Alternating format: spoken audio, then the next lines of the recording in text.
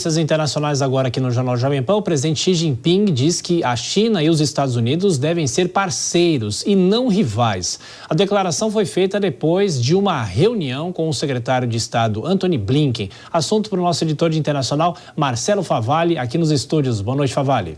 Boa noite, Tiago. Boa noite a todo mundo que nos acompanha. Olha, eu queria ser invisível por um dia, só para conseguir entrar nessas reuniões de grandes líderes, para ter certeza no que eu desconfio, que o que é tratado a portas fechadas é muito diferente do que aparece nas declarações oficiais. Porque é quase impressionante o presidente da China dizer, olha, eu quero que os Estados Unidos sejam mais parceiros nossos do que os nossos rivais. A gente acompanha, por exemplo, o palco da ONU, do Conselho de Segurança, e a gente entende que a nova disputa pela hegemonia no século XXI está entre Estados Unidos e China. Se a gente voltar um século atrás, saem os soviéticos, entraram os chineses agora por esse domínio da hegemonia. Então, uma relação assim tão amistosa entre o líder chinês e o representante do presidente Joe Biden em Pequim, nessa visita de 2 dias, o Antony Blinken, talvez a portas fechadas não tenham sido tão amistosas quanto as declarações oficiais, que se dividiram em 2 partes. O presidente Xi Jinping, além de falar dessa parceria,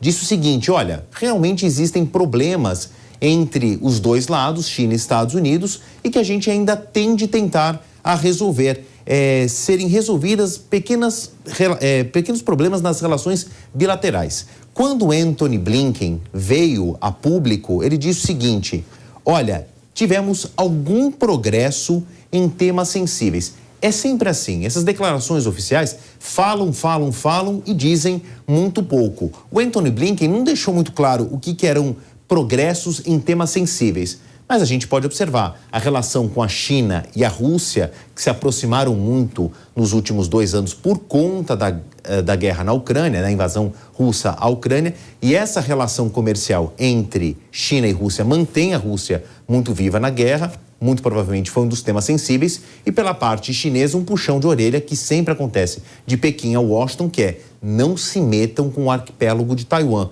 porque o presidente Xi Jinping já deixou muito claro que vai caber na gestão dele essa reunificação do arquipélago, hoje independente, ao território continental da China. Agora, existe uma outra relação mais áspera, um assunto novo entre os 2 países que surgiu há questão de 2 meses, que é o TikTok. Não coincidentemente, nesta sexta-feira, o presidente Joe Biden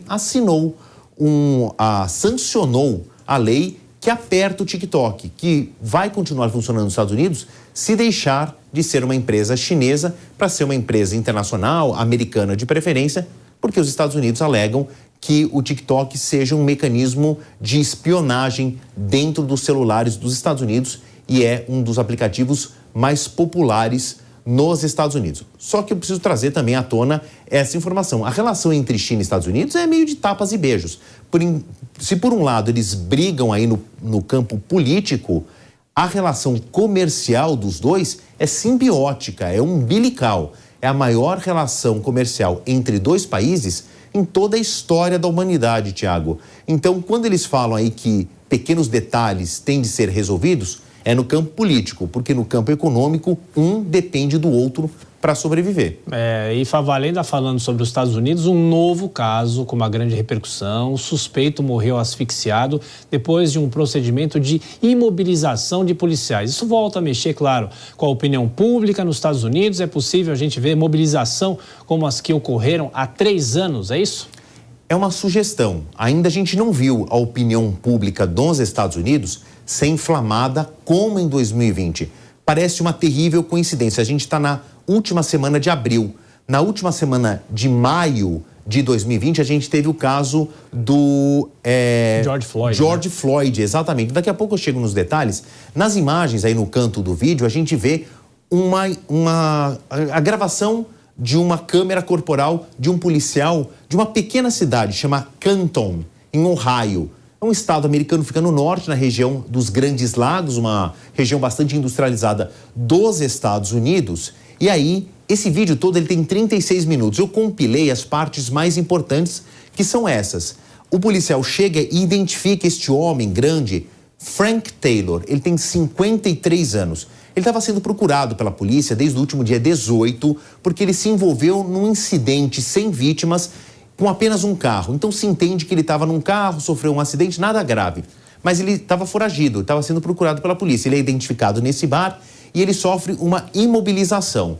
No vídeo é possível, com uma certa dificuldade, eu identifiquei algumas falas. Ele diz o seguinte, o Frank Taylor, o suspeito que está sendo imobilizado aí nas imagens. Estão tentando me matar, ele mostra uma certa desorientação, chamem o xerife e um policial pede para que ele se acalme e colabore. Entre ele falar, eu não consigo respirar, eu não consigo, saia do meu pescoço, ele repete isso durante um intervalo de 30 segundos. E na imagem é possível contar que o policial está sobre o pescoço dele por 6 minutos. Qual é o desenrolar dessa história? Ele consegue ser imobilizado, algemado, e depois que o policial sai, ele não reage. É possível escutar ao fundo o diálogo entre os policiais. Ele está vivo, ele está respirando, ele tem pulso. São chamados paramédicos, tentam fazer aquele procedimento, né, de reanimação na vítima e ele é levado para um hospital local e é declarado morto no hospital. Ainda não está 100% claro a relação entre esse processo de asfixia no pescoço e a morte do suspeito. Claro que essa imagem ela foi distribuída para a polícia, são imagens autênticas, já correram o mundo e elas se tornaram um domínio público. Agora, se a gente voltar no tempo, a gente vai lembrar, obviamente, de George Floyd, que foi um procedimento muito parecido. Foi alguém imobilizado por um policial, foi no estado de Minnesota, na rua, na frente de mais pessoas. Isso desenrolou um caso muito mais grave. Derek Chauvin, que foi o policial que manteve o joelho no pescoço de George Floyd enquanto ele gritava, eu não consigo respirar, o Derek Chauvin foi condenado a 22 anos e 6 meses de prisão. Ele já tentou recorrer e toda essa recorrência foi negada pela justiça. Em Minnesota, a polícia teve todo o seu procedimento não só revisto, como ela foi chamada, vamos chamar assim, de desmantelamento da polícia e criou-se uma nova polícia com a participação mais desses procedimentos discutidos pela população. O caso foi tão grande, não só em Minnesota, como no resto dos Estados Unidos, que gerou protestos que se desencadearam ao longo de 2020. Eu lembro que era o auge da Covid nos Estados Unidos e as pessoas pouco se importaram, saíram às ruas mesmo com o risco de contaminação para protestar por esse caso de George Floyd. Depois ainda houve 2 casos relativamente parecidos em que policiais brancos, numa abordagem um pouco mais violenta, resultaram na morte desses suspeitos. Por enquanto, a gente não tem nenhuma manifestação grande, tirando da imprensa norte-americana. Eu digo, não há multidões nas ruas protestando contra esse caso de Frank Taylor.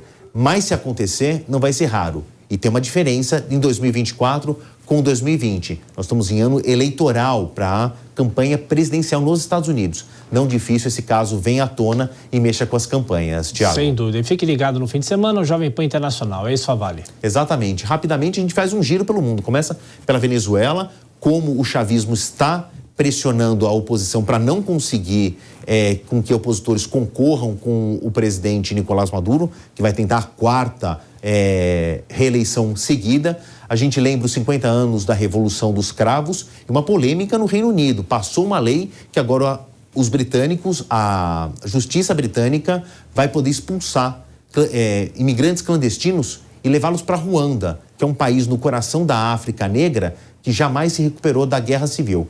A gente explica tudo isso no Jovem Pan Internacional, amanhã depois do Jornal Jovem Pan. Perfeito. Bom fim de semana, Favale.